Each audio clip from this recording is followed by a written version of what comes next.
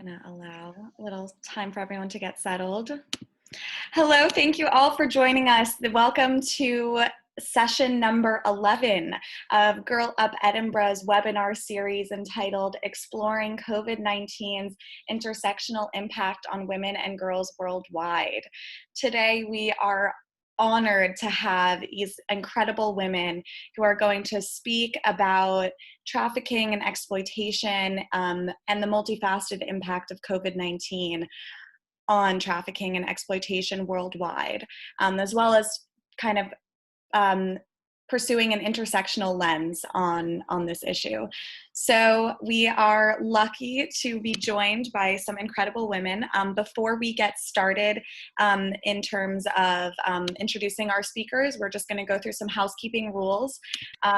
So I just want to first say thank you to Violeta, who's going to be doing live Spanish translations. So we will be sending that in the link. So just some guidelines. Girl Up Edinburgh will not tolerate any and all forms of hate or microaggressions. If you are engaging in this event in an inappropriate manner, then you will be kicked out of the event. Please mute yourself on arrival and remain muted unless called upon or unless instructed. Also, we want to hear from you. So this is an interactive panel discussion. Use the chat feature to engage with panelists, ask questions, and share your experience throughout the session. And please, please send questions you have through the chat. Just a reminder, this event is recorded. Feel free to show your lovely face if you feel comfortable using video.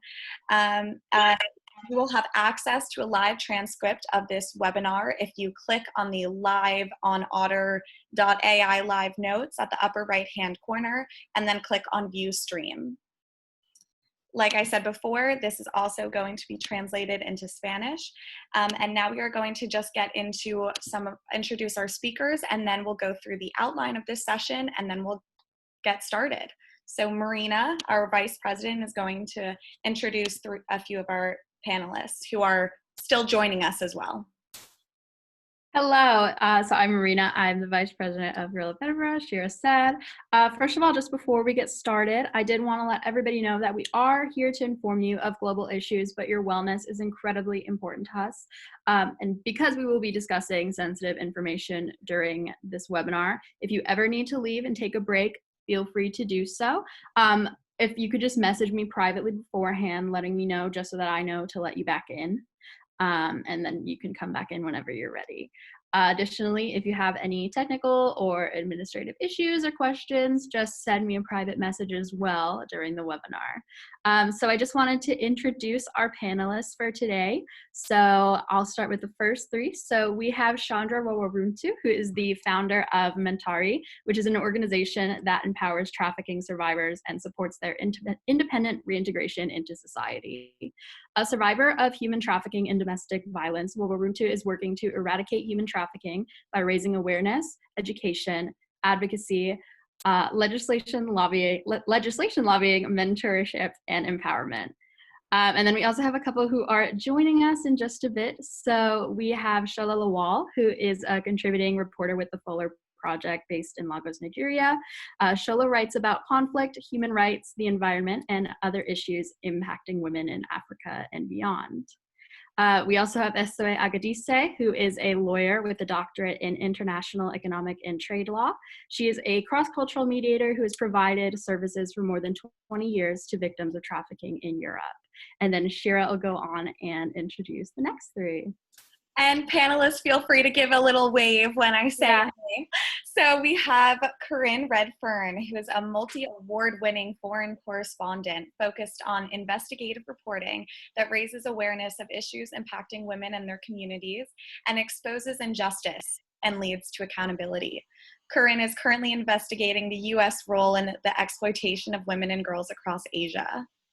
So then we also have Haley McNamara, and she is the director of the International Center on Sexual Exploitation in the UK and vice president and the US-based National Center on Sexual Exploitation. She leads international efforts and joint campaigns to improve policies and education among global governing bodies, citizenry, and corporations regarding the full web of sexual exploitation issues. And last but not least, we have Ruth Kakami, And Ruth is a domestic work leader and lead organizer in the Kenya Union of Domestic Hotels, Educational Institutions, and Allied Workers. She is the chairperson in the National Domestic Workers Council. Her work involves mobilizing and organizing women working in the informal sector, including both local and migrant domestic workers, and representing women who have been trafficked to the Gulf. So I just want to give a huge thank you to all of our incredible panelists and to the Fuller Project for partnering with us for this organization. Who are part for this session. So I just want to give a kind of an outline as to how this session is going to function. So the first part, we are going to be talking about how exploitation and trafficking looked before COVID-19. Then we will focus on the impact of COVID-19, and then we'll kind of end with questions from the audience, as well as kind of more intersectional and taking more of an individual personal approach to this issue.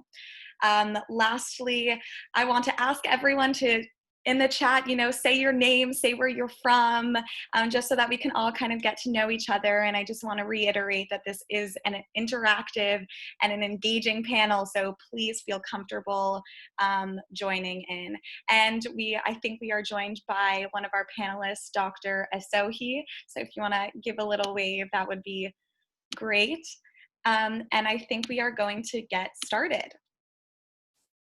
So this is kind of directed towards all of the panelists. So go ahead if whoever would like to answer this. So what can trafficking and exploitation look like? Let's just set kind of what are we talking about when we're talking about trafficking and exploitation? Well, I'll jump in to start, but sex trafficking and exploitation can look so many different ways. So I hope some of the other panelists join me in, because it encompasses a wide and diverse range of experiences, and so it manifests in so many different ways. Some that I think are very important to recognize is that it doesn't all look like the movie Taken. It's not only someone being physically held against their will, although that certainly happens and is important to take seriously. But especially in the US and the UK, we've been seeing trends really more of psychological manipulation, the Romeo pimp, the lover boy. Someone thinks that they're in a relationship, and we hear story after story of survivors who went home every day and slept in their own beds, sometimes as children with their family members, and it was not known that they were being trafficked. So I think that lens is one important aspect of the way that sex trafficking looked before COVID. And I would even say that angle has increased since COVID, but of course we'll talk more about that later. Yeah, I would echo that. In that, I mean, it's not just about sex trafficking. We talk about sexual exploitation quite often. I report on sexual exploitation and sex trafficking probably more than I report on forced labor. But the truth is that the trafficking, it can look like migrant workers from Morocco picking strawberries in Spain while, sleeping in shipping containers. It can also look like, 12-year-old girls who've been forced into child marriage in Bangladesh, who then try to flee their husbands, only to then end up at a train station alone, where a stranger will offer them a job in a garment factory, and will then take them to a brothel instead. It could look like, a domestic worker from Kenya who's been promised work looking after a family of children in Saudi Arabia in exchange for a fair salary, only to then find herself employed by a household of men and subject to sexual abuse day and night. And also, we're focusing here on the stories of women and girls, because women and girls make up 3/4 of trafficking victims around the world. But it's also important to remember that men and boys are trafficked as well. And from what I've seen reporting on this issue over the last few years, they're often even less likely to often receive the support and services that they need. I think I'll jump in here. Thank you very much. And I fully agree with everything you stated, and also the previous speaker.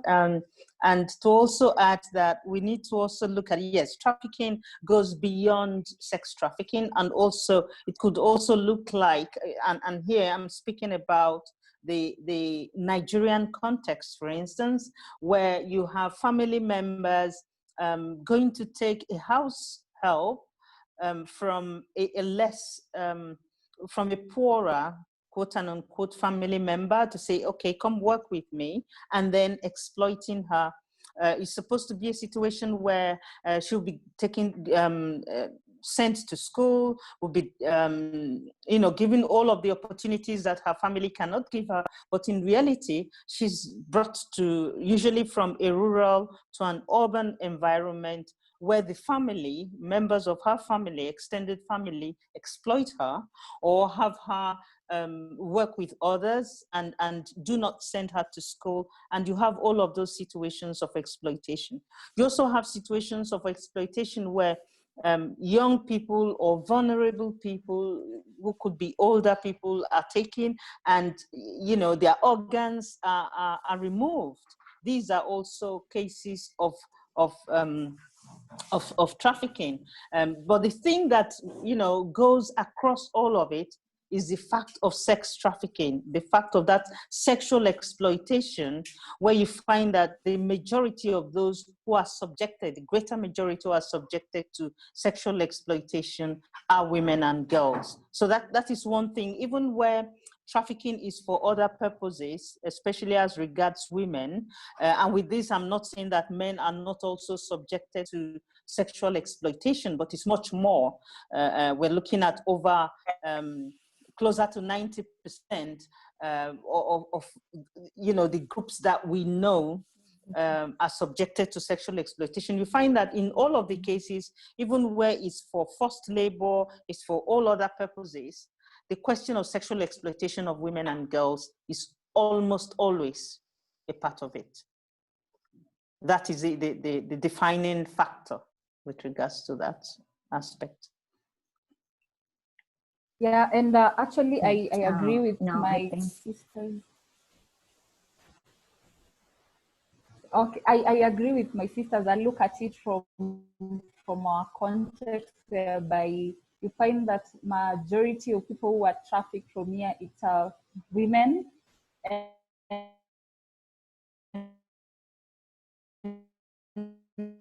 it's because of also their vulnerability and attribute of homelessness and the coercion aspect of it, whereby some of them do not even know whether they are being lured into trafficking without their knowledge. So I think for the end result, which is exploitation and forced labor, the trafficking aspect can be broadly be seen from the onset of recruitment process in all throughout the migration journey, whereby at the start, issues of consent is not there because of also taking advantage of vulnerability of these women and children who are involved in trafficking. Yeah. Okay. Now I want to add up something. I agree with all panelists here. I want to talk about how child or children will be sold for illegal adoption. That's also a part of trafficking. And then the second is child soldier. Child soldier, we don't really talk about it. Actually, it's a part of the exploitation and traffic children. And it is very common now, mail order bride, which is in the United States very common. And then they put them into, we call it a factory, baby factory. So they just have to make a baby, stay in the house, and they sell the baby for the adoption. So this is kind of some exploitation and trafficking in person in the United States, besides everything that you mentioned by panelists. And another common trafficking or exploitation in between husband and wife, which is intersection in between domestic violence and trafficking, that sometimes we don't really find it, or the investigation is difficult to identify this kind of type of trafficking. So that's what I want to add up, and we can talk more the details later. Thank you. Thank you all so much. That was a very, encompassing answer. And I'm glad, you all stepped in as this trafficking and exploitation covers such a large array of actions and behaviors. So thank you for that. Now to kind of direct this, my questions will be a little bit directed at individuals, but, feel free to chime in whenever. So Chandra and Dr. Asohi, I was wondering if you could talk more about the role that economic desperation and debt play in human trafficking and exploitation before COVID-19.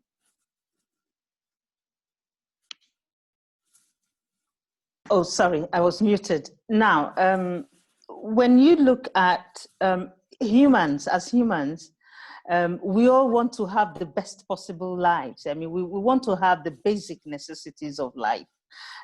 Most people do not really aspire to be billionaires. I mean, it would be nice if we were all billionaires. The earth has enough to give everyone the chance to be a billionaire, but unfortunately, we have systems set in that allow some to exploit others. And so you find that a lot of others do not have access to those basic necessities. So there has always been that need. You find that in countries, when we think back, and here we really need to go back and look at what is changing globally. There's a need for a new global order that is based on equity, that is based on giving a fair share to everyone. But you find that in recent times, and I'm talking about in the past 30 to 25 to 30, 35 years, there's been a gradual worsening of economic conditions for people, where all we talk about are things like, the stock exchange, stock market, but that's not real production. I don't want to go into those other economic things, but the fact remains that on the ground, locally, most people cannot have access to opportunities. They don't have access to jobs. They don't have enough to feed.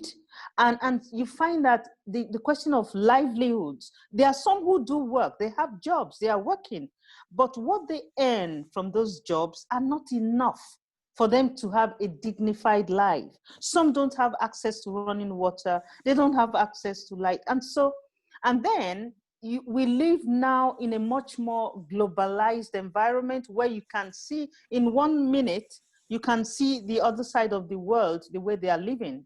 So people see that and they say, okay, why can't I have some of that? They want to have some of that, which is, normal. And that has been, I'm just breaking this down as, to the basics. And that has been one of the factors contributing to people's moving, although there are also other pull and push factors. We're looking at questions of social norms. We're looking at questions regarding the new ways that people earn money, which may not be honest, but is seen as the only way out. And so these are some of the things that are pushing people to move. And in searching to move into where, for instance, are normally bastions, areas like Europe, that easy movement into Europe to find jobs is not there, they become easy prey for those who promise them easy access to those places. And so they become vulnerable to traffickers who are all looking to make money off their backs. And they promise them everything, but the reality is often, and it's almost always, quite different. So that is the situation that has been there post-COVID. So before COVID, so I agree with what my dear woman leader that I always look for, Dr. Asohi. So I will divide become two in this context before COVID-19, and it's still going on in the COVID-19, or it will be possible after COVID-19. I will divide become two in the eyes of the trafficker, in the eyes of the victim. So in the eyes of the trafficker, because Dr. Esori mentioned that it's difficulties, not like selling the shares, making, business, that it's so difficult to make a profit. But when you sell human body, you will be able to sell over and over, I think, more than the gun and the drug and alcohol. So human body will be forever to be sold until they die. So this is what created the economic desperation of the trafficker doing regular, real business is not counted, but they change the behavior because of the difficulties to make money with the real job. So they will exploit it or traffic human body, become a trafficking in person that will give the benefit with less capital, less expenses, and a big profit. So that's the desperation on the trafficker. That's why they move the type of behavior to make money on the trafficking. So on the eyes of the victim, in the mind of the victim, so one thing is poverty. They cannot access to basic necessity. They cannot access to the food. But one thing that become a part of the reason that also relate to economic is the disaster. Natural disaster, war, economic or political situation in the country, example, reformation, example, riot. It's also affected the location where they cannot access to the job or work that creating income for them. So they just want to have a fast income or wages or job. Just go to the agency without thinking or without understanding what is the context of the dangers, and also migration. So I think I don't stop over there. Maybe I can answer other thing related to another question. And if you have a question about that, please feel to put it in the chat room. Thank you. Thank you so much for that.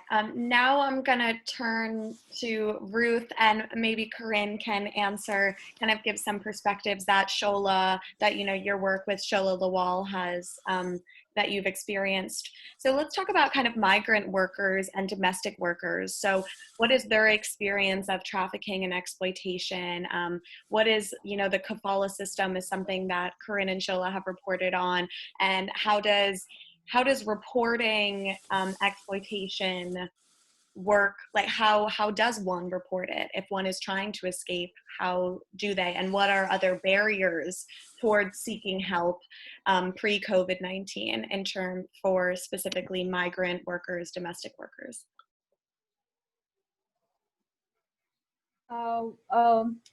Looking at how migrant domestic workers are recruited, actually, it's that's where we've been having problems because of the process. Because one, you realize where the girls are being taken, they're coming from very remote areas. That's where the recruiters target to get them from.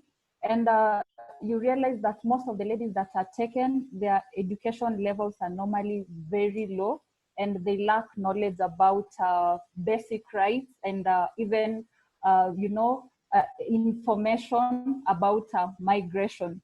So just from the beginning of the process, our laws in Kenya are very straight on attestation, whereby contracts of employment should be sent to the worker prior to traveling. But looking at the situation, the way it is, you find that victims of trafficking, most of them are not informed of, they cannot even understand what is contained in the contract. So they end up signing, and that is how they end up in destination countries without even having full details about terms and conditions that they are going to work under. So even just from the communication itself, some of them, they'll only know they are traveling 3 days later on, or the communication is made 2 days earlier without even them preparing and telling their communities that they are supposed to be traveling. Others hide with that information, even signing those attestation forms that are done by our labor officers. Some of them, the documents sometimes are signed by agents who are trafficking them. So you find that even that process alone informs that this worker has not been engaged fully on what they are going to protect from the other side.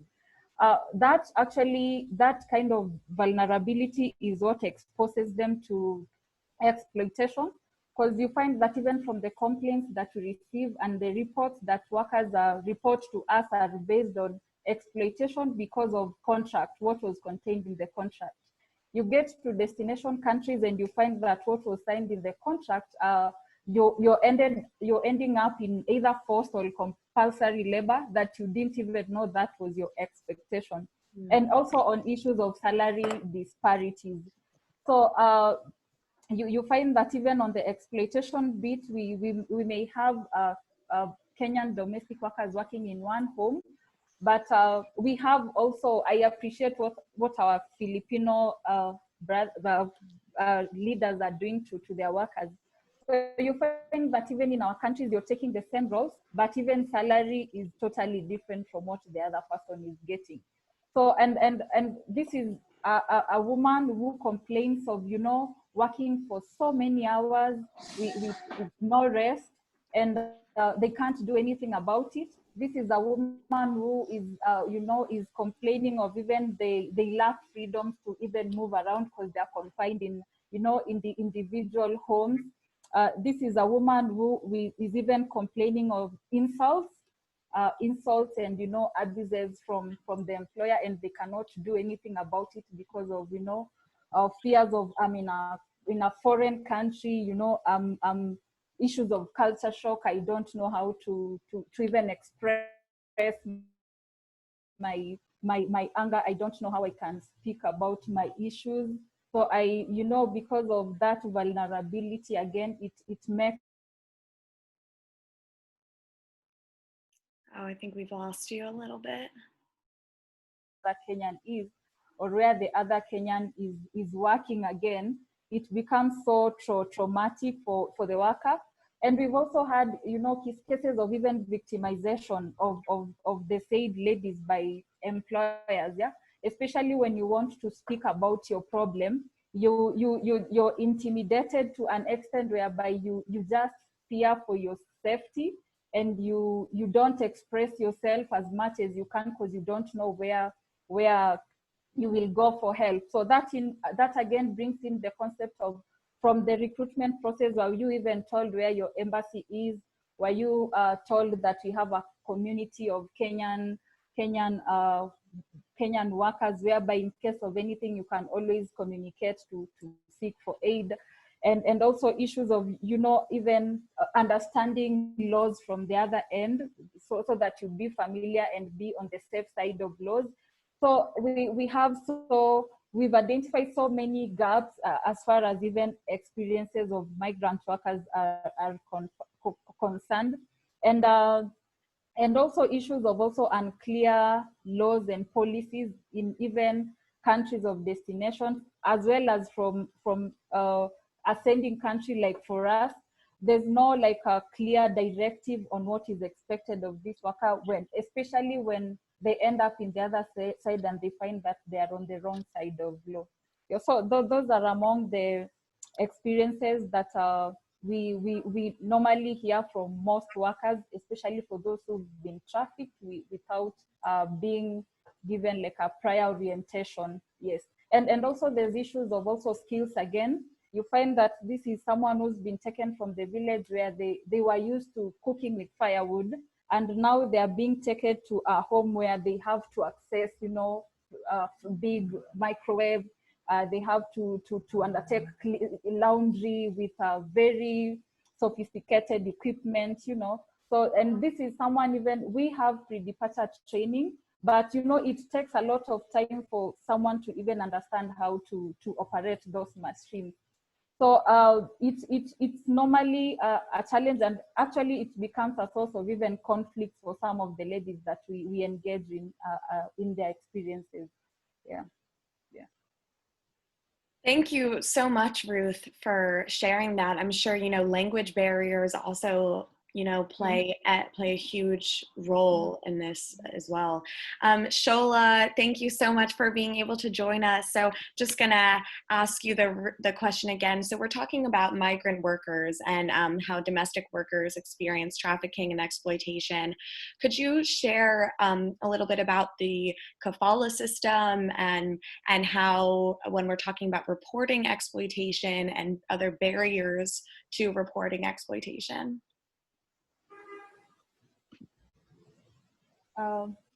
That is me again. Yeah. So it's to Shola. We'll see if she's able to respond. Okay. Thanks.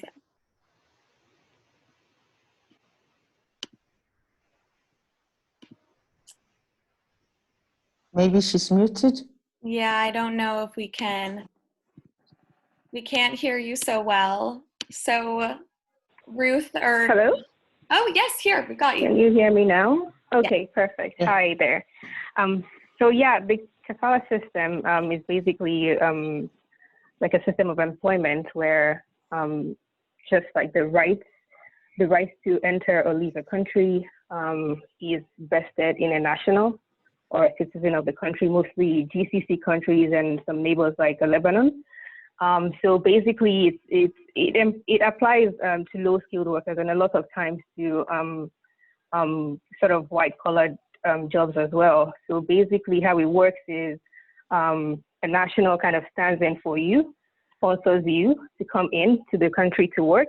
And what that means is that they're also in charge of when you leave the country, when you open a bank account, they have to permit you to get your house, to get a driver's license. Basically, it gives so much power to that person, to that one sponsor. And most of the time as well, that sponsor is the employer that we're talking about.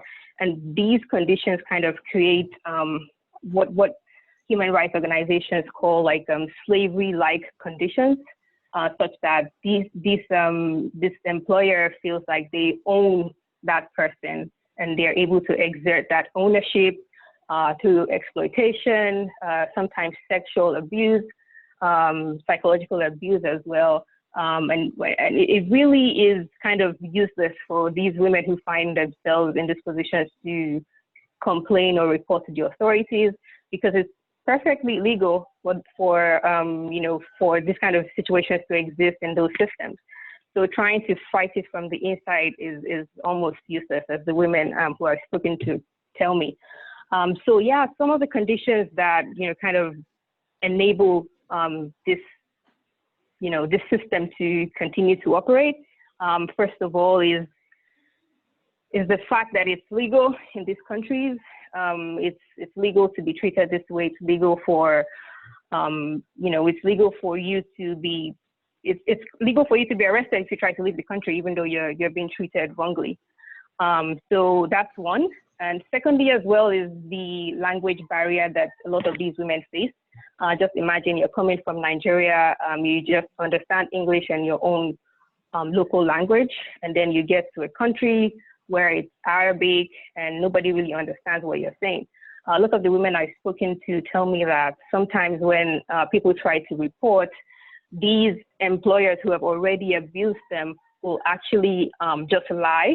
They will just lie. They don't know what they're saying. They're all speaking in Arabic. You don't understand what's going on, and you're just arrested. So they just lie sometimes that, oh, she has stolen something, or she has done this, or she has done that. And because you don't understand the language, you're not able to defend yourself. So those are some of the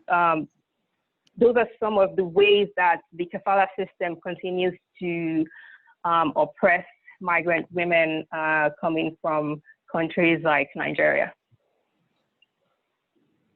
Wow, thank you. Thank you for that, Shola. Kind of going to turn to repatriation.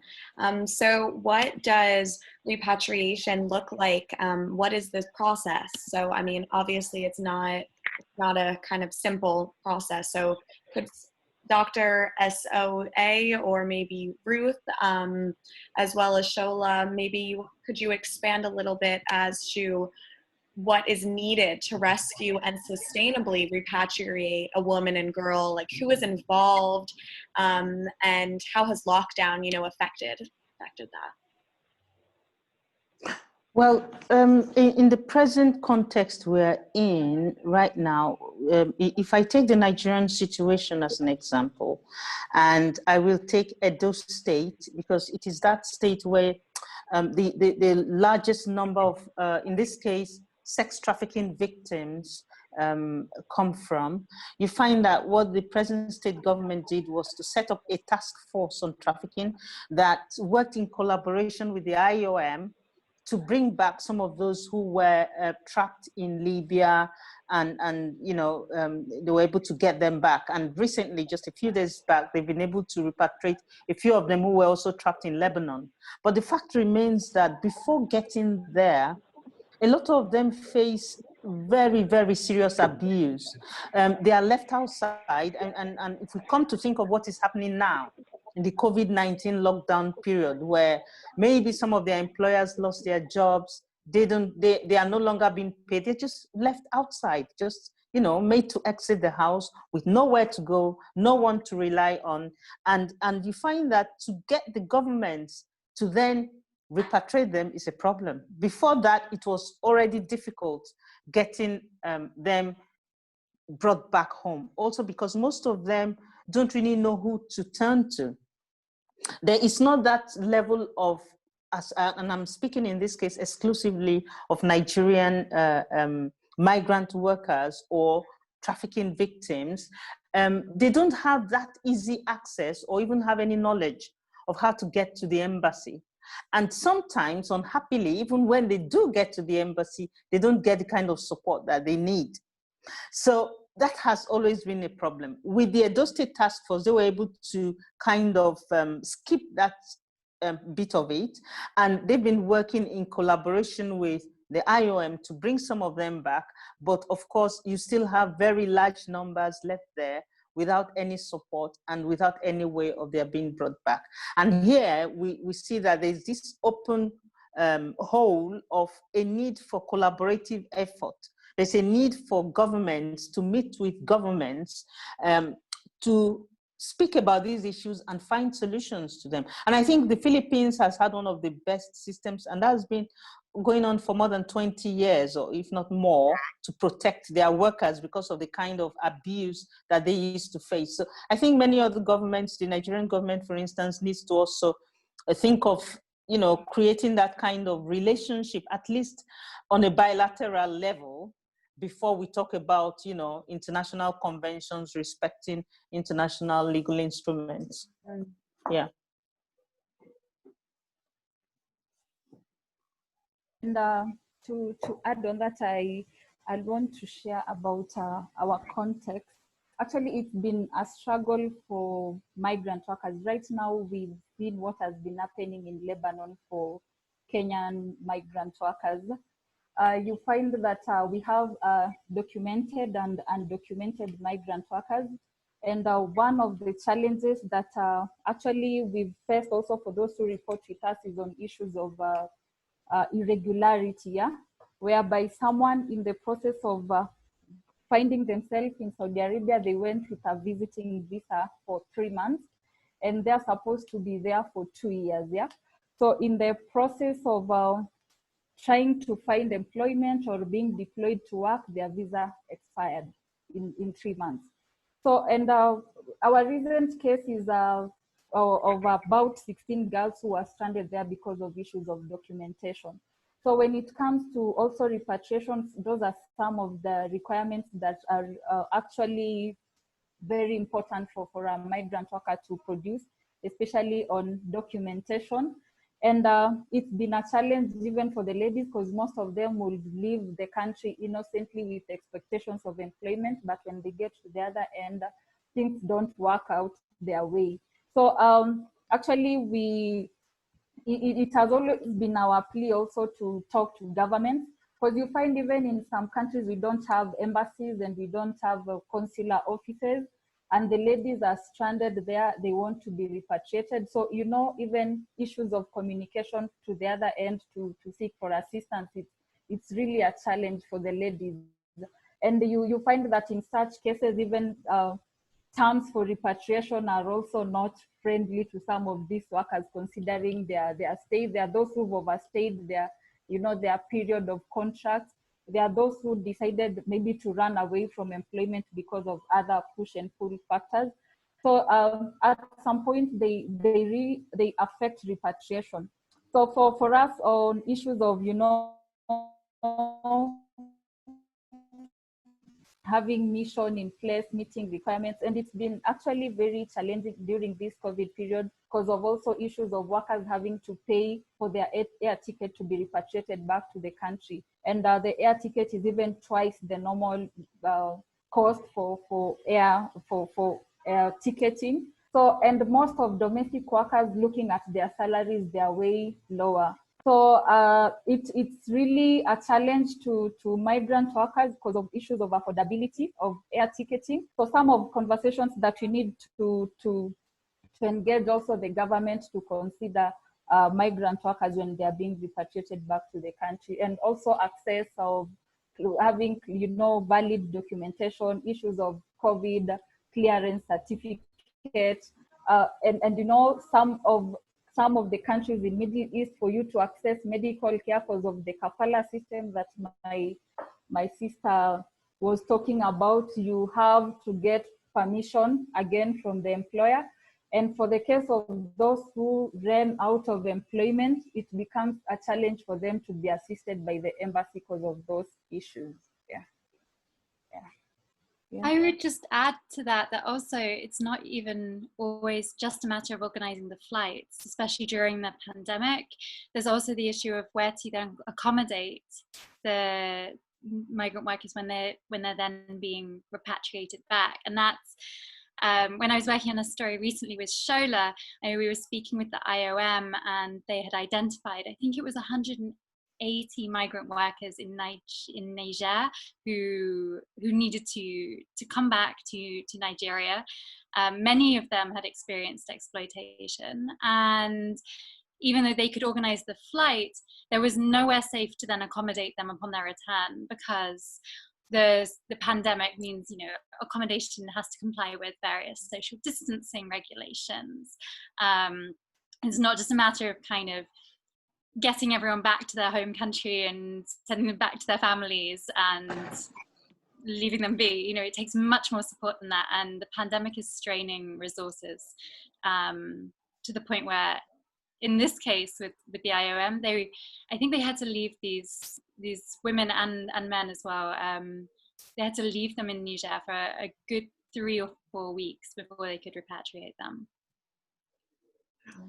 If I could just add something to that, thank you very much for bringing that up, because there's another aspect to that we may not be aware of, is that some of those women may be victims of trafficking, whose families have had to sell some of their property to get them to travel. So they cannot actually go back home. They don't have anywhere else to go back to. That's one aspect. The other is that when they come back in that way, the Nigerian government demands that they carry out, first and foremost, they have a COVID-19 test to be sure they are negative. And that means having to stay for at least 2 weeks in isolation. And those facilities are just not there. So where are you going to put them? So we find that a lot of them, at least to take from the previous example I gave of the Edo State government, a lot of them, the government has to look for an alternative accommodation. And right now, governments will tell you, sorry, the resources are just not there. So this is part of what they are facing. You know, the increased situation of lack of resources because of COVID-19. Well, that's a longer, I don't want to jump the gun, but there's quite a lot of things to unpack there. Yeah. Yes, I mean, I think this is a good kind of transition into how has COVID-19 impacted trafficking and exploitation, you know, we've seen borders are closed, flights are canceled, shelters are shut, as Corinne has noted. So I was just wondering, I'll open this question to each and all of you. How has if there's, you know, a specific aspect, how has trafficking morphed trafficking tactics? Haley, you know, if there's anything you want to add, expand on that. Yes, yeah, it's been really fascinating. One example of how COVID has really shaped traffickers' tactics in the United States is that we saw, of course, when COVID first began, a sharp initial drop in demand or sex buying behavior, but then quickly it began inching back up again.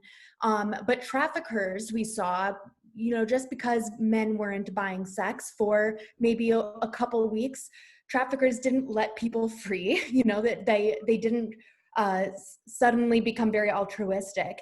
Instead, we saw a trend of them actually coercing victims into the gig economy. So ride sharing and food delivery, essentially transferring them from sex trafficking to labor trafficking, requiring those profits to be handed over.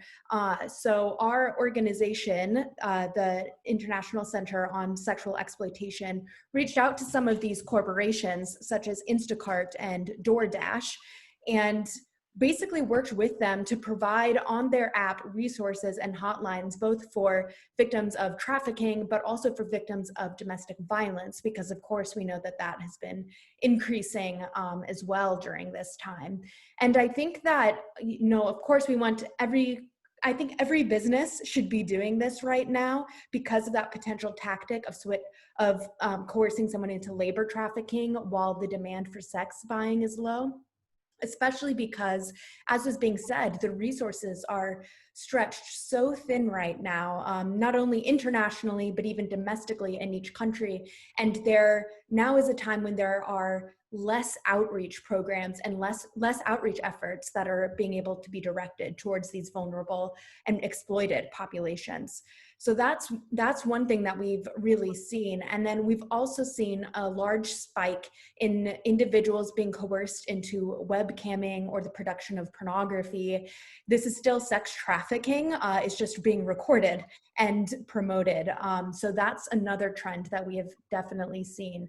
And in addition to that, of course, we've seen the grooming of children, especially, although adults as well, through social media. It seems wherever the kids go is where the traffickers or the abusers or the exploiters go as well.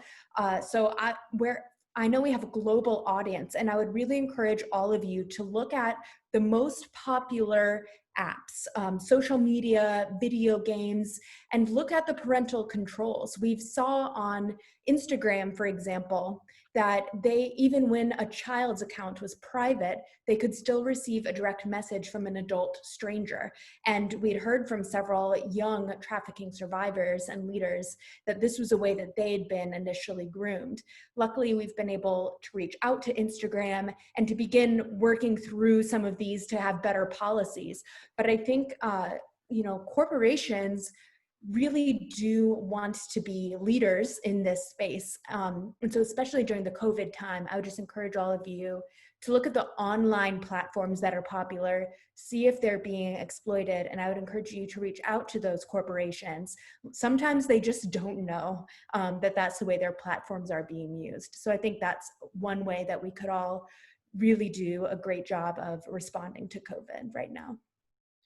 Thank you, Haley, for that. I mean, that's, you know, one way, I guess, that exploitation is able to be tracked is online. But Corinne, you know, you've done a lot of work with tracking trafficking and how it's very difficult. And I know you have to leave shortly. So I was wondering if you could just talk a little bit about why is trafficking so hard to track?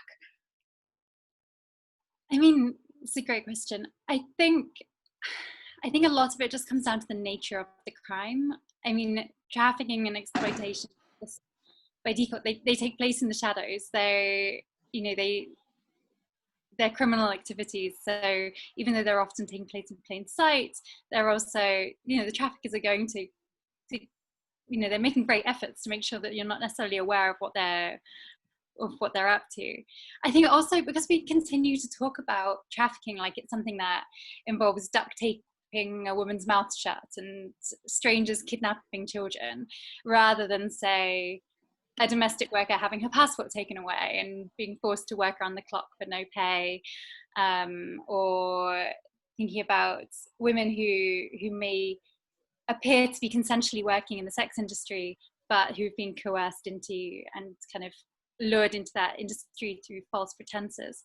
I think that means that not only do many people who've been trafficked or exploited not necessarily realize that they're being trafficked or exploited, but also many of the people who they come into contact with don't realize it or recognize it either. So if somebody who's been trafficked then does ask for help from the police might not realize that the situation that the person is describing would count as trafficking.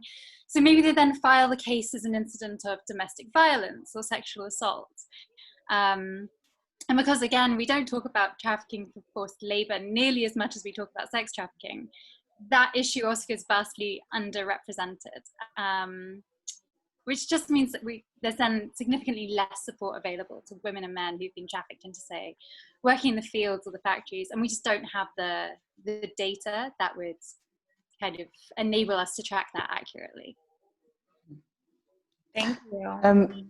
If I may say something on that, thank you very much, Corinne. I completely agree with everything you said, and to add that, if we look at cases of, let's look at the traffickers. Who are the traffickers? They're not always strangers who just pick people off, kidnap them. There are cases of kidnapping, of course, but there are much more cases of people that are known to the victim, people that could even be family members, people who promise them, I'm going to get you a job abroad. And there is also this aspect, because this whole package is wrapped as a kind of, they prey on the desperation of people to say, okay, you're desperate, you need opportunities, you need a job. I'm going to help you. It's couched as assistance. I'm going to help you to get to Europe. And of course, Europe being Europe or the Middle East or Asian countries that are being, presented as the rich places where you can get rich very fast. To someone who's never seen $200 and you're being offered, you'll get $200. For them, it's, an incredible amount, and they don't ask questions. So they prey on the vulnerability of people. And it's in situations also where once they're able to get them into their grip, they're able to manage them, they change their identities, and so they are easily moved across borders, across cities to other places. Some of them are being blackmailed, by threats to report to their families, especially those who come from societies. I think, for instance, of some of the Albanian women we supported, or Romanians, especially the Albanians, saying, I will tell your people that you're a prostitute. And they know how dangerous that can be for the women. Or in cases, and there you also have the cases of these so-called lover boys who start out with the women, telling them they want to marry them, come with me to Western Europe, I'll marry you, I'll do this. And then when they get there, they begin to exploit them. And then they blackmail them by saying to them, if you don't do what I say, I'll go back and say you're a prostitute. And they know that becomes extremely dangerous for these women because of the so-called honor killings that, they could be killed by even members of their families. So you find several other situations like that make it extremely difficult to trace trafficking, because in fact, trafficking has been reported as one of the safest criminal activities, because the vulnerable people who fall victims to traffickers are in such positions that is really, really very difficult for them to come out. And unhappily,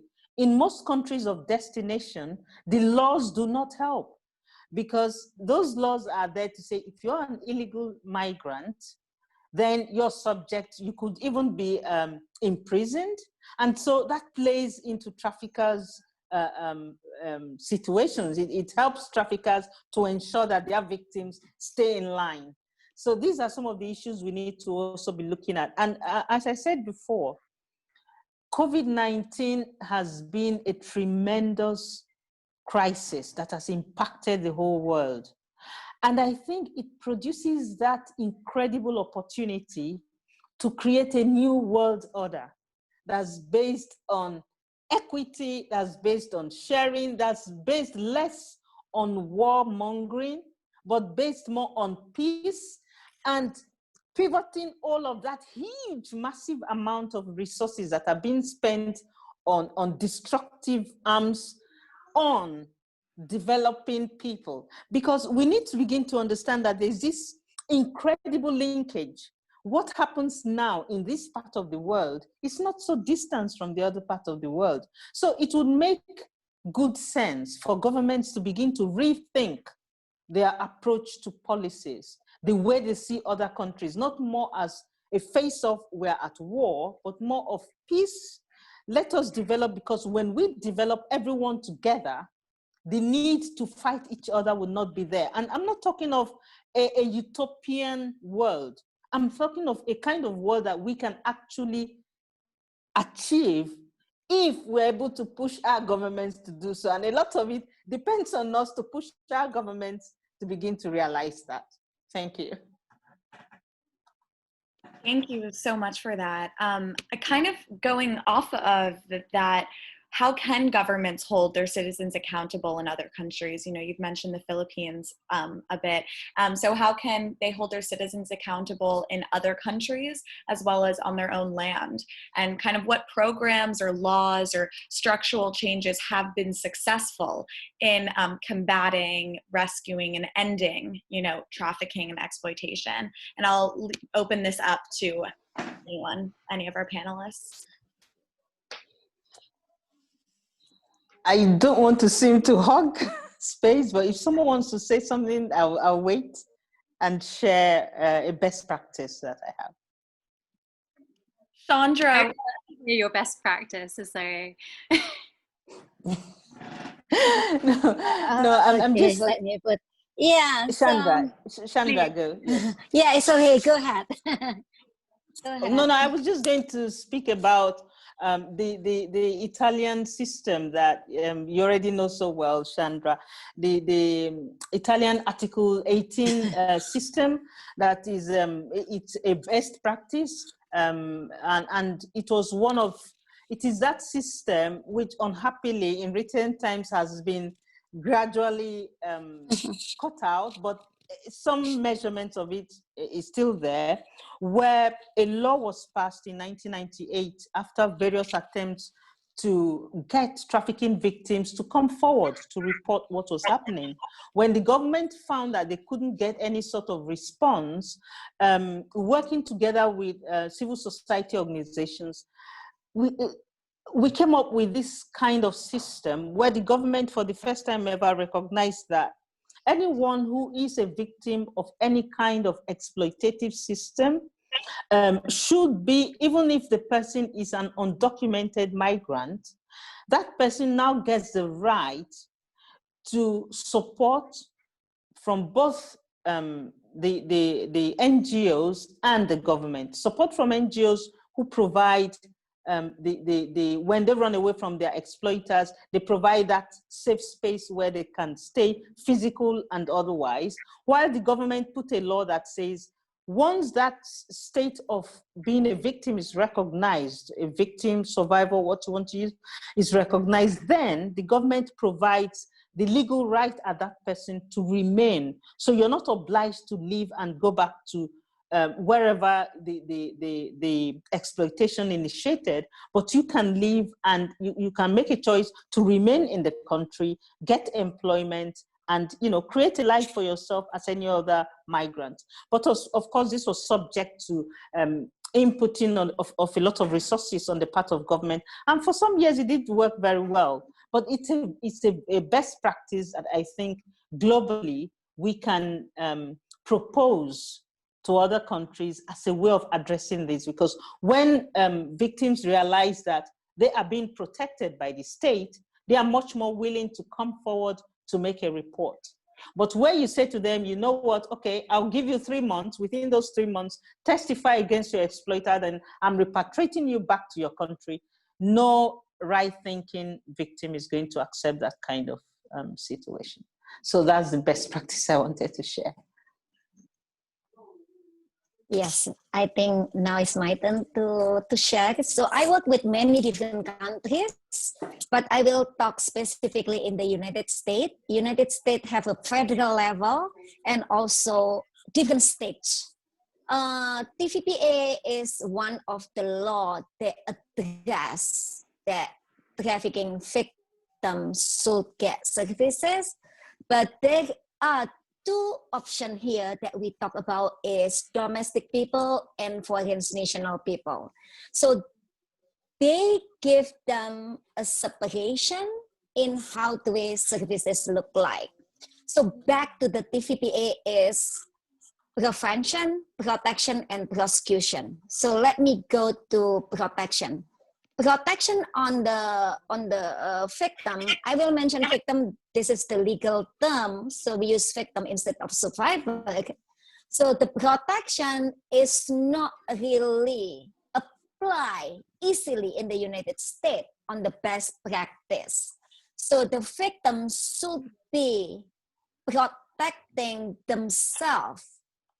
That's the problem. That's the problem because sometimes, like mentioned by some of the panelists, that victims never feel or never know if they're victim. When they go to investigation, they still don't know anything. So protection is needed, and there is no uniform in the United States. The second is prosecution. So prosecution is not well implemented. We have a beautiful law, a strong legislation, but it's not enforced and enforced and implemented. And I will talk on another question, like answer later on. But let me talk the best practice. So each state have their own best practice or minimal practice that they do, which is the government will investigate. Sometimes the trafficker, has impunity. So we talk different thing about impunity, and the victim have to go through the investigation, connected to the immigration, connected to the service provider, and the lack on this. I know we victim entitled to get protection, which is shelter, basic necessity, and other thing. But it's depend on service provider in the United States. Depending on how fast the officer connect with the resources, because lack of understanding, lack of resources of the people in the anti-trafficking network, anti-trafficking frontline, like damaging the victim themselves. So this is what I really set and also still work hard on best practice in the United States because of dealing with impunity, dealing with the case, dealing with the surviving. So I call this moment is survival period after trafficking.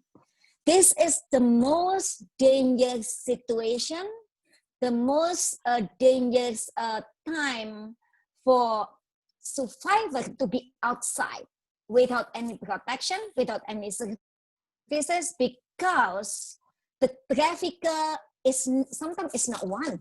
Sometimes they're connected with other bad people. They're still looking for this victim, this survivor. So potentially, possibility to be trafficked is 100%. Where the traffic is the same situation, sexual exploitation example, or trafficking in the form of labor exploitation because of you cannot survive, you just want to get a job to survive.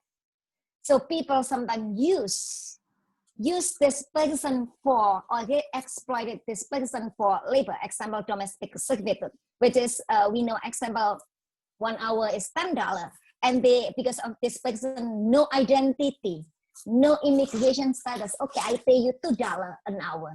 They still take it. So this is what we meant, protection is very important to put someone safe from many different things. And the second is the entitlement. Victim entitled, survivor entitled for services, example, mental health or health, mental health, and also empowerment. So seldom in many different countries have an empowerment.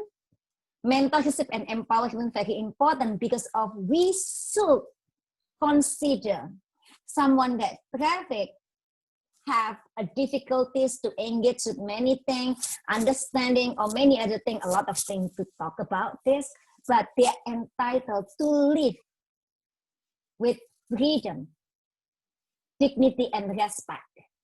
So how we give the dignity back to this person? By mentoring and empowering this person, providing education and skill set so they will be able to go back to the society, get a job, and live independently. That's how we call it empowerment. And I hope it's of country, have this system. So we go back to the basic that everybody deserves: humanity, dignity, and freedom. So I just want to inform that under OSCE, so I think government, European people now understand about OSCE. They have the guideline called National Referral Mechanism Guidebook. So Dr. Esohe knew about this. We work together. So it will be published soon. The new one. So I will send the links to the old NRM, but still, still useful for everybody. So thank you.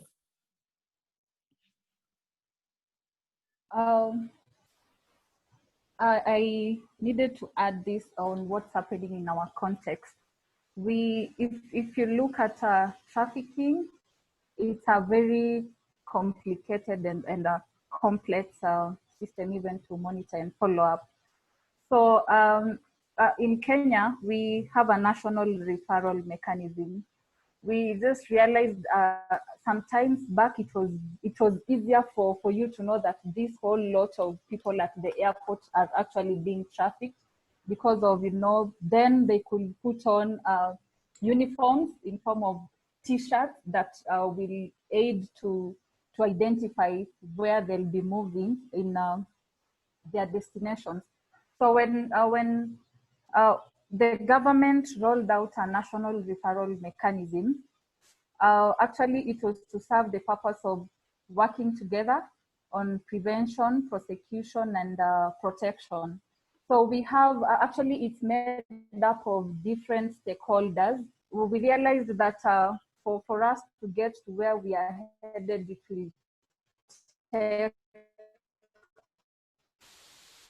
collaborative efforts. So we are embracing now the idea of coalitions. We have Stop the Traffic movement that is made up of different institutions that are actually carrying out different programs. We have those that are do prevention as their focus.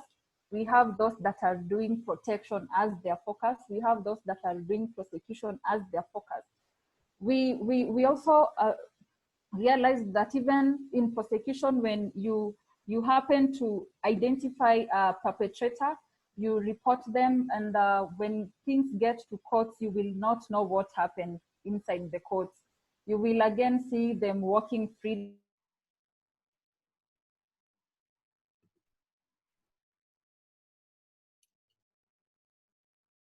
Oh, Ruth, we're unable to hear you. No. Okay, you just said no. Oh, we got you. Is it okay now? Yes. Okay, yeah, so we are really building up in collective efforts to bring in different stakeholders. We are part of Stop the Traffic movement, made up of so many organizations that handle so many programs on human trafficking as a way of countering human trafficking.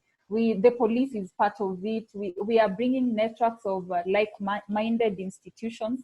We have those that do offer psychosocial support for victims.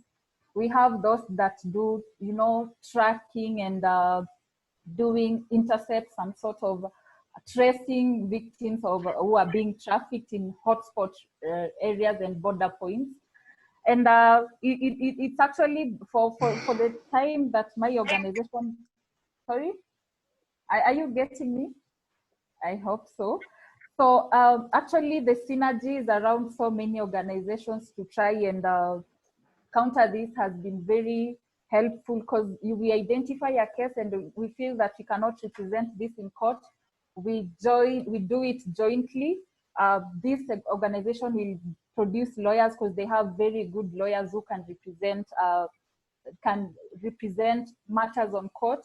We bring in the other one as interested parties, and that collaboration has really given us a lot of weight even to aid in deportation of migrants. Remember, Kenya is a transit country, and in some cases we get Burundians being trafficked through Kenya.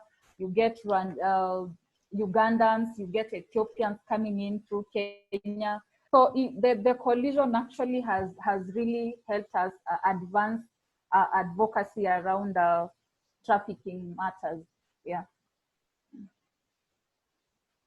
I would throw out two maybe forward-looking things, proactive things that I hope that governments can do, especially given what we've now learned from COVID moving forward. One of those is I would love to see governments and even international NGOs working together to push for a kind of basic minimum standards for online platforms, making sure that they're proactively combating sex trafficking and other forms of exploitation on their platforms. It's something that we really need. The internet has been a bit of a wild west for a while, and so there are a lot of really popular platforms that aren't doing everything that they could really to stop sex trafficking and sexual exploitation on their apps. And that's something that I think governments need to work on, but also us as NGOs or advocates and activists or journalists really can help promote and push for as well. And so I think that if anyone's interested in talking about those things, please feel free to email me, haley@nakosi.com. I put it in the chat earlier during this, but I think that's forward-looking something that could be really useful. Of course, taking privacy and free speech very seriously, but at the same time, sexual exploitation is pretty serious too. And then also I would give another shout out to the Organization for Security and Cooperation in Europe, OSCE. They're going to, in the near future, be putting out a report about international obligations to combat demand or to combat sex buying behavior, the demand that fuels the purchasing of people for sex. And what most people don't know is that actually a large number of countries have signed different treaties and signed on to different things that give them some level of obligation to, whether through PSAs, public service announcements, having laws against sex buying, be proactive in that way in order to help shrink the marketplace so that less people are pushed and exploited into the sex trade. So I think I would encourage you all to keep your eyes peeled on the OSCE's website in the next month or so when that report comes out, because I think that's another way as NGOs we can help agitate to make sure that states are fulfilling those responsibilities. Thank you all for that. I mean, I think you all really gave, a multifaceted, showed all of the different ways of prevention and how that should be working before and after, and all the different elements that are involved when we're talking about government and civil society response. So just kind of to wrap, the session up a little, I was just wondering if you each could, share a little bit about what we as individuals can do just in our everyday lives, kind of just give us, what can we do? I mean, this has been so informative, and, you know, I mean, even just personally, like, I can't hold back. I want to do something. So what can we do? I'll say, you know, if you're very passionate about making sure that corporations are not promoting exploitation, there's two things you can do. One, you can go to dirtydozenlist.com. I'll put it into the chat. And we named 12 mainstream facilitators of exploitation. So, you know, sometimes some social media apps, etc., are on there. And there are clear ways that you can send an email to them. So, and that's been very effective in the past. And then also you can even just reach out to the companies yourselves. People sometimes ask if you should boycott a company, and I think it makes far more of an impact if you reach out to them and encourage them to do better. And on the policy level, I would encourage you to look out for the OSCE report and to reach out to whoever your representatives are in the government as well, and ask what they're doing to combat trafficking. And you can start a conversation with them pretty easy. Thank you very much, Haley, for that, you know, that contribution about the question of addressing the demand, because I think a lot of governments are not doing that. I'm thinking of the African Union and work that we can do with, you know, the different countries in Africa to ask that they begin to, you know, look towards, you can't on one hand say that, oh, it's okay to sell someone for sexual purposes and enjoyment of someone else, and on the other hand, you want to address trafficking and stop the sex trafficking of people. I mean, it just can't happen because it's one that feeds into the other. So in order to stop one, you need to stop the other one. So I think there's a need at African level also, working internationally to arrive at that point where we all agree. And I think the EU has been able to come out with the Honeyball Declaration on the question of addressing the demand and recognizing that selling someone for the use by someone else is not acceptable in our world today. So I think that's very important. On a personal level, I think that all of us on different levels, I mean, what Haley already said, and then also at local levels, we can reach out to members of parliament, we can send letters, we can organize little groups. It doesn't have to be big things. Have webinars where we educate each other more, we share information, and we strategize on working with the lawmakers, because it's policies that will then impact on actions. You can have a lot of very nice ideas you want to carry out, but if the laws are not there to support the kind of actions you want to do, it's not going to be effective. So we need to work on local level to work with our representatives, reach out to them and demand, because they are supposed to be servants of the people, and demand that they listen to what we have to contribute. And that's where civil society organizations, small NGOs can come together and push for these changes. Thank you. Shola, I just want to allow Shola an opportunity to respond to this, as we haven't heard from you in a little bit, and then Corinne, you can hop in after.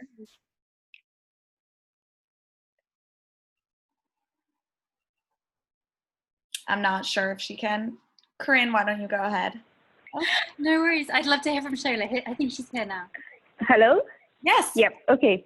Yeah. So, yeah. Hi. Thank you. I think that's interesting, because you never know how much power you have just by being on social media and just like creating some good old trouble.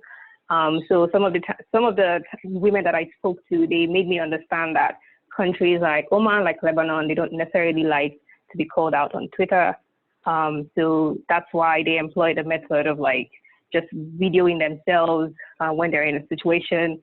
Maybe someone has just been beaten up, they video themselves and they send it out online. And they really need those shares. Like they really need it to go viral, so that like some authority, someone somewhere can actually pick it up. And then we've also noticed that Nigerian authorities as well, sometimes they're really slow to respond when these women reach out to them directly. But when they see that everybody is on that one post and it's going viral, then they really take it up. So I think when you see something like this on Facebook or Twitter, don't just pass it by. Make sure you share and you comment and you kind of like mention those people in power who might be able to do something. I think that's one way to contribute. Thank you.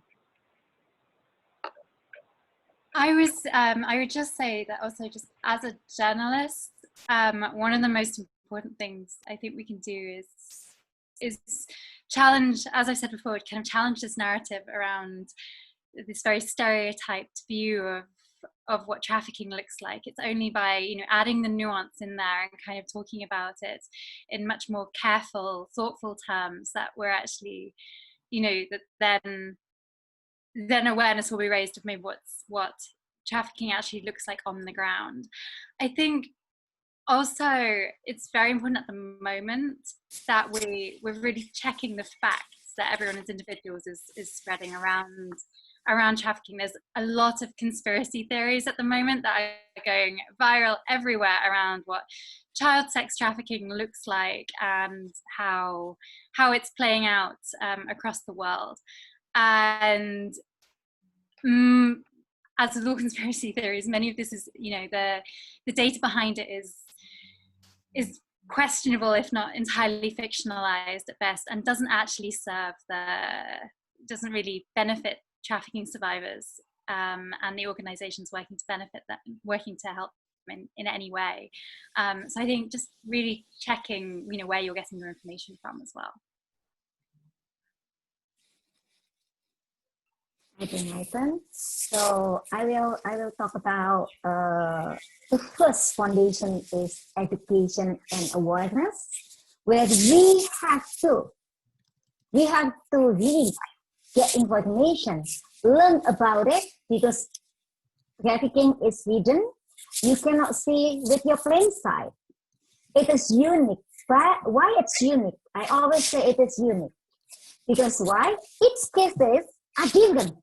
It's seldom you find one case and another one same. And the second is technology. Technology follows with the trafficking. 5 years ago, the recruitment is so different with now. Now using Twitter, social media, and other things, you know. In India, it's very famous with WhatsApp.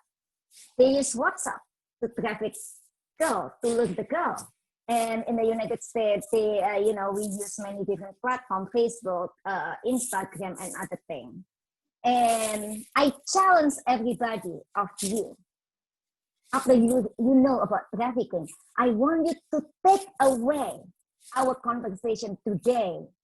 Share it with your family, share it with your friend. Don't keep it alone. That's how do you help. Share with everybody that trafficking is happening. It's not only in Africa, in India, but it is in between your neighborhood, in your backyard. And also, I would like you to involve with legislation, it's already mentioned before, and join, become a volunteer, involved with many different campaigns. Example, equality model. Equality model, you can find out what is equality model later on, because it's a long way to explain, which is related with ending the demand and giving services, and also using social media platform already mentioned. And also, please create a campaign. If you like to sing about freedom. If you like to write about the blog. If you like to post something in your social media, please hashtag anti-human trafficking, modern slavery, freedom, humanity, and other things. So this is what I can share with you. The most important, your involvement is very important. We cannot do it alone. Each of us here have to come together, collaborate, and partner, hold hands stronger together. Thank you.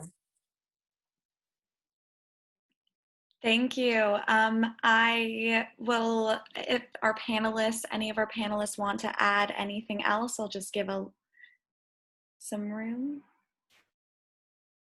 Yes. Sure. I also think education is very important to targeted regions. Like for us, you realize that when you get to the farthest end along the coastal region, it's actually one of the most targeted region by traffickers because it's close to the ocean. And we have even seafarers who are normally trafficked through the waters. And it's also attributed to, coastal culture and its relation to the Arabic culture. So education is always important, and education can be done physically. It can be done through social media. It can be done through print media, displaying of billboards, and all those forms of communication. Because these women, when they are lured into trafficking, some of them do it at the point of no information at all.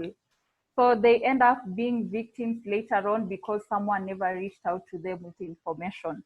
So I find awareness very important to them, especially even on the basics, that they can understand that this is a trend. And it's actually, I'm even worried because after the lockdown, recruitment agencies didn't have any job. So I'm even worried what they are thinking right now as our airports were opened. So I don't know the tactics that they are also planning to get back into their businesses. So, and apparently people have lost jobs, people are hopeless, people with COVID would want to have money. And maybe the best way of having money is when they'll be lured to get jobs from the other end. So education is very important for them, even as because you may not know when they'll be victims or when agents will reach out to them for recruitment. Yeah. Thank you so much to all of our panelists for this incredible conversation. It was informative and inspiring and so meaningful. I want to reiterate my thanks to all the panelists, as well as to Marina and to Violetta, our Spanish translator. And also just to let you all know that this webinar series continues. On August 24th, we are having a conversation about the impact of COVID-19 and the recent explosion on refugee and conflict-affected girls in Lebanon and their education. So this is another very important conversation. I want to thank you all for joining this one, and we hope to see you all soon. Bye. Bye-bye. Thank you, everyone. Thank you. Bye. Thank you. Bye, Chandra. Bye. Bye, Zion. Bye. See you soon.